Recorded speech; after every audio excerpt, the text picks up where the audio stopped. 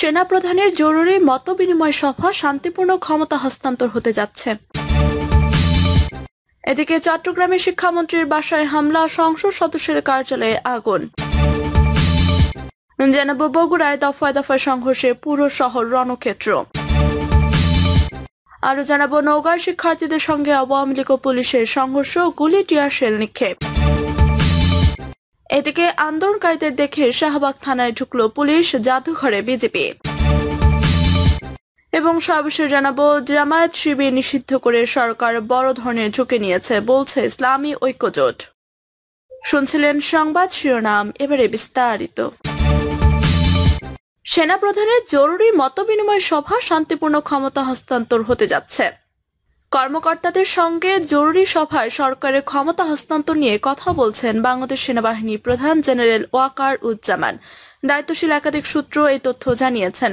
ঢাকা সেনানিবাসের সেনা প্রাঙ্গণে ঢাকা মিরপুর সাভারে কর্মরত সকল কর্মকর্তাদের সঙ্গে মত বিনিময় করেন তিনি। সূত্র জানায়, জরুরি মত বিনিময় সভায় সেনাপ্রধান কর্মকর্তাদের উদ্দেশ্যে বলেন, শান্তিপূর্ণ ক্ষমতা হস্তান্তর না হলে দেশ জুড়ে হত্যা, ধর্ষণ, লুটপাট বেড়ে যাবে। তাই ক্ষমতার হস্তান্তর হলে তা শান্তিপূর্ণভাবে হতে হবে। সেনাপ্রধান বলেন, সেনাবাহিনী গুলি করার জন্য নামেনি, বিক্ষোভ সমাবেশ করার অধিকার সবার আছে। আমরা জনগণের জীবন ও সম্পদ রক্ষা করতে নেমেছি। আন্দোলনকারীদের বিরুদ্ধে আমরা কোনো সহিংস পদক্ষেপ নেব না, আমরা আর কোনো গুলি ছুড়ব না। সেনাপ্রধানের বরাতে একটি সেনা সূত্র জানিয়েছে, তিনি বলেছেন, আমি জানও রক্ষা করব, মালও রক্ষা করব, আরেকজনের দোষ আমি কাঁধে নিব না। জেনারেল ওয়াকারুজ্জামান বর্তমান পরিস্থিতি তৈরির জন্য পুলিশ বাহিনীকে দায়ী করেন। সূত্র জানায়, সভায় এক কর্মকর্তা প্রশ্ন করেন, সেনাবাহিনী গাড়ি পুড়িয়ে দেওয়া হয়েছে, এমনটি কিভাবে মানা সম্ভব? জবাবে সেনাপ্রধান বলেন, অনেক বিক্ষোভকারী গুলিতে নিহত হয়েছেন, এরকম পরিস্থিতিতে এমন ঘটতেই পারে, আমাদের শান্ত থাকতে হবে। পুলিশ নির্বিচার গুলি না করলে এমন পরিস্থিতি হতো না। সেনা সূত্র বলছে, আজকের মতবিনিময়ে একজন সেনা কর্মকর্তা জানিয়েছেন, তার স্ত্রী তাকে প্রশ্ন করেছেন কেন সে ছাত্রদের উদ্দেশ্যে গুলি চালিয়েছে। পরে এ নিয়েও কিছু আলোচনা হয়। বৈঠকে এরই মধ্যে শেষ হয়। সেনাপ্রধানের গণভবনে যাওয়ার কথা, সেখানে সার্বিক বিষয়ে আলোচনা হবে বলে সূত্রগুলো জানিয়েছে। এর আগে শুক্রবার সেনা সদর এক জরুরি বার্তায় এই মতবিনিময়ের জন্য ঢাকা মিরপুর সাভার সেনানিবাস থেকে মোতায়েনকৃত সকল কর্মকর্তাকে সশরীরে কমপ্লিট পোশাকে উপস্থিত থাকার নির্দেশনা দেয়। ঢাকা ও সাভার সেনানিবাসের বাইরে অন্যান্য সকল এরিয়া, ফরমেশন ও স্টেশনে কর্মকর্তাদের অনলাইনের মাধ্যমে এই মতবিনিময়ে অংশগ্রহণ করেন। চট্টগ্রামের শিক্ষামন্ত্রীর বাসায় হামলা, সংসদ সদস্যের কার্যালয়ে আগুন। বগুড়ায় বিক্ষোভকারী শিক্ষার্থীদের সঙ্গে পুলিশের দফায় দফায় সংঘর্ষ, পাল্টাপাল্টি ধাওয়ার ঘটনা ঘটেছে। পুলিশ শিক্ষার্থীদের ছত্রভঙ্গ করতে কাঁদানে গ্যাসের শেল, সাউন্ড গ্রেনেড ও রাবার বুলেট ছুড়েতে বেশ কয়েক শিক্ষার্থী আহত হন। শনিবার বিকেল 4টার দিকে শহরের সাতমাথা থেকে মিছিল নিয়ে শহর প্রদক্ষিণকালে ঘটনা ঘটে। প্রত্যক্ষদর্শী কয়েকজন জানান, সরকার পতনে এক দফা দাবিতে বেলা 2:30 থেকে বৈষম্য বিরোধী ছাত্র আন্দোলনের হাজারো শিক্ষার্থী জনতা সাতমাথা এলাকায় অবস্থান নিয়ে বিক্ষোভ করতে থাকেন। শিক্ষার্থীদের মিছিল স্লোগানে সাতমাথা এলাকা পুরোপুরি বন্ধ হয়ে যায়। বেলা 3টার দিকে সাতমাথা থেকে মিছিল বের করেন শিক্ষার্থীরা। এ সময় জেলা স্কুলের ফটকের সামনে আইন শৃঙ্খলা রক্ষাকারী বাহিনীর সদস্যরা অবস্থান নেন। শিক্ষার্থীদের দীর্ঘ মিছিলটি জেলা স্কুল অতিক্রম করার সময় পুলিশকে দেখে ভুয়া ভুয়া স্লোগান দেওয়া হয়।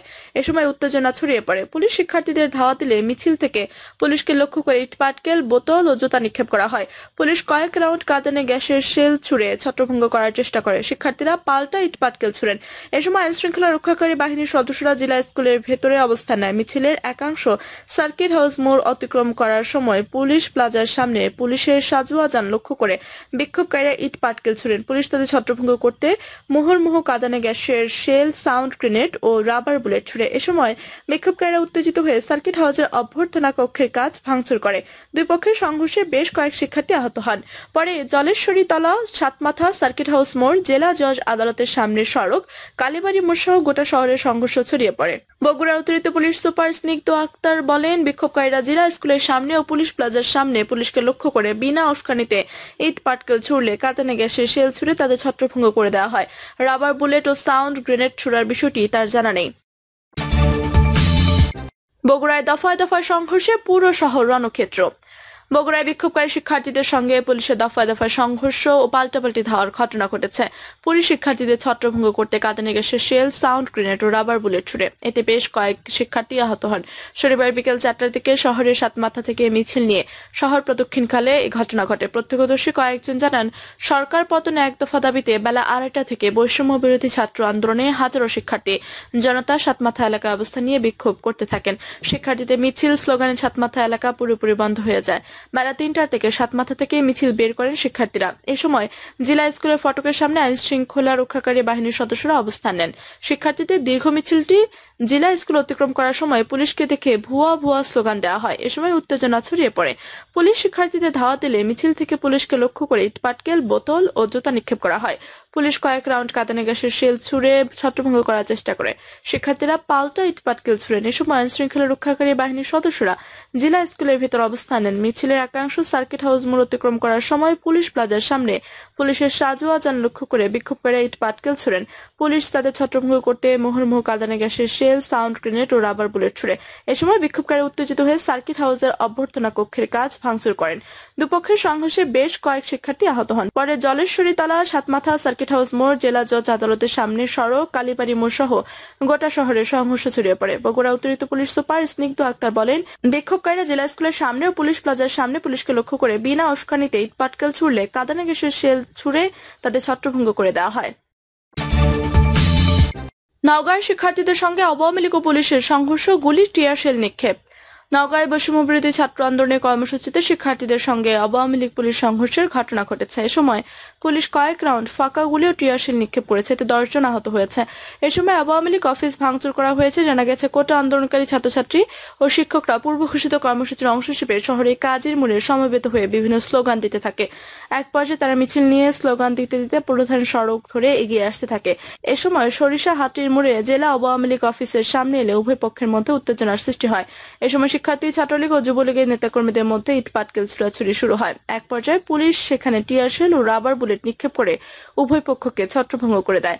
এ সময় আওয়ামী লীগ অফিসের 7ম তলায় 15 আগস্ট জাতীয় শোক দিবসের কর্মসূচি প্রণয়নে প্রস্তুতি মিটিং চলছিল। সংঘর্ষের ঘটনায় ইটের আঘাতে নওগাঁর অতিরিক্ত পুলিশ সুপার গাজীউর রহমান, সাংবাদিক মনিরুল ইসলাম সহ 10 জন আহত হয়েছেন।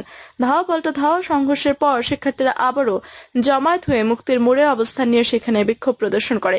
শিক্ষার্থীরা রাস্তার উপর বসে পড়ে প্রায় 1 ঘন্টা ধরে সড়ক অবরোধ করে রাখে। নওগাঁ সদর হাসপাতালের জরুরি বিভাগের কর্তব্যরত চিকিৎসক লায়লা আক্তার বলেন, সংঘর্ষের ঘটনা আহত হয়ে দুপুর 2টা পর্যন্ত 10 জন রোগী হাসপাতালে এসেছেন। এদের সবাই মাথায় ইটের আঘাত লেগে আহত হয়েছে। এদের একজনের আঘাত গুরুতর হয়, তাকে হাসপাতালে ভর্তি করা হয়েছে। বাকিদের প্রাথমিক চিকিৎসা নিয়ে চলে গেছেন। নওগাঁর পুলিশ সুপার মোহাম্মদ রাশিদুল হক বলেন, মিছিলের শুরু থেকে পুলিশ সহনশীল আচরণ করছে। শিক্ষার্থীদের যাতে কোনো ক্ষতি না হয় সেই জন্য তাদের নিরাপত্তা দিয়ে যাচ্ছিল পুলিশ। কিন্তু মিছিলটি আওয়ামী লীগের পার্টি অফিসের কাছে পৌঁছলে মিছিল থেকে কিছু দুষ্কৃতিকারী আওয়ামী লীগের নেতাকর্মীদের লক্ষ্য করে ইট ছুড়ে। এরপরে উত্তেজনাকর পরিস্থিতি তৈরি হয়। ইটের আঘাতে অতিরিক্ত পুলিশ সুপার গাজীউর রহমানের হাত ভেঙে গেছে। পরে পরিস্থিতি নিয়ন্ত্রণে আনতে কয়েক রাউন্ড ফাঁকা গুলি ও টিয়ার শেল ছোড়া হয়। এখন পরিস্থিতি শান্ত রয়েছে। আন্দোলনকারীদের দেখে শাহবাগ থানায় ঢুকলো পুলিশ, জাদুঘরে বিজেপি। রাজধানী শাহবাগ থানার সামনে আজ শনিবার সন্ধ্যায় উত্তেজনা দেখা গেছে। কেন্দ্রীয় শহীদ মিনারে কর্মসূচি পালন করে হাজার হাজার আন্দোলনকারী ফেরার সময় উত্তেজনা তৈরি হয়। সরেজমিনে দেখা যায়, শহীদ মিনার থেকে হাজার হাজার আন্দোলনকারী শাহবাগের দিকে ফিরছিলেন। তখন তারা বিভিন্ন স্লোগানও দিচ্ছিলেন। শাহবাগ থানা অতিক্রম করার সময় আন্দোলনকারী ভুয়া ভুয়া, খুনি খুনি বলে স্লোগান দেন। এ সময় আন্দোলনকারীদের একটি অংশ থানার সামনে মানব ঢাল তৈরি করে যাতে কেউ থানায় হামলা না করতে পারে। প্রত্যক্ষদর্শীরা বলেন, থানার সামনে অনেক পুলিশ সদস্য উপস্থিত ছিলেন। আন্দোলনকারীদের তুপের মুখে পুলিশ সদস্যরা থানার ভেতর গিয়ে অবস্থান নেন। সরেজমিনে দেখা যায়, আন্দোলনকারীদের তুপের মুখে সেখানে উপস্থিত থাকা বিজেপির সদস্যরা জাতীয় জাদুঘরের ভেতরে চলে যান। জামায়াত শিবির নিষিদ্ধ করে সরকার বড় ধরনের ঝুঁকি নিয়েছে বলছে ইসলামী ঐক্যজোট।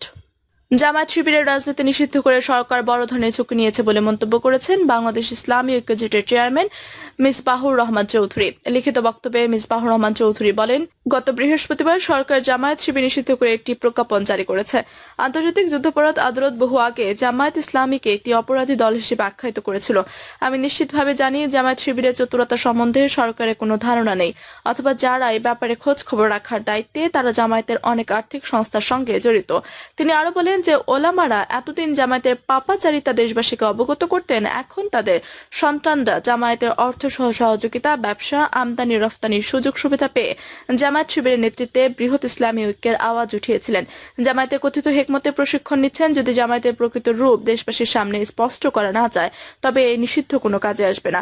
জামায়াত শিবির নিষিদ্ধ করে সরকার বড় ধরনের ঝুঁকি নিয়েছে মন্তব্য করে তিনি আরো বলেন, এই মুহূর্তে জাতীয় ঐক্যের প্রয়োজন। সরকারকে মনে রাখতে হবে 14 দলের 5 নেতার বাইরে সরকারের পরীক্ষিত অনেক মিত্র ছিল।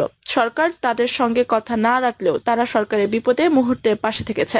বাংলাদেশ ইসলামী ঐক্যজোট সব পরিস্থিতিতে সরকারের পাশে ছিল, তবে দুর্নীতি ও মন্ত্রীদের অনেকের অতিরিক্ত কথা, এমপিদের জমিদারির বিরুদ্ধে সোচ্চার থাকায় সরকারের ভেতরে অনেকেই আমাদের দূরে রাখতে চান। এতে আমরা দুঃখিত নই। আমাদের প্রিয় মাতৃভূমির জন্য যে কোনো ত্যাগ স্বীকারে আমরা প্রস্তুত। প্রিয় দর্শক, এই ছিল এখনকার মতো সর্বশেষ সংবাদ। আপনি সব সংবাদ পেতে চ্যানেল সাবস্ক্রাইব করে পাশে থাকা বেল বাটনটি ক্লিক করে রাখুন। ধন্যবাদ সবাইকে এতক্ষণ সাথে থাকার জন্য।